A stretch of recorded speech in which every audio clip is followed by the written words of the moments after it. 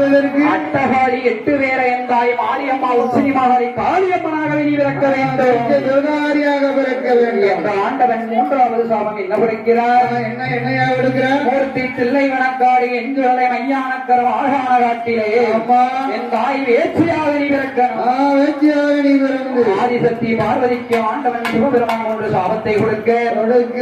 ஆண்டவா பகவானே என்ன சாபம் கொடுத்தாலும் பரவாயில்ல, உங்களோட ஒன்னாத்தான் வருவேன், பிடிவாதத்துல நிக்க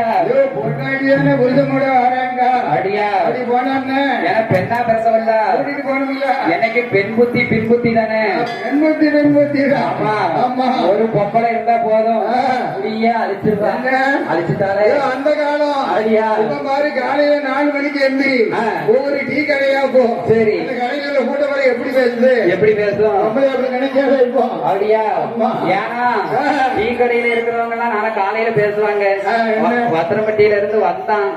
ஏ அப்பா மைக்க பிடிச்சான் விடவே இல்ல, அறு அறு அறுன்னு அறுத்து அடிச்சுக்கிட்டு எனக்கு ஆமா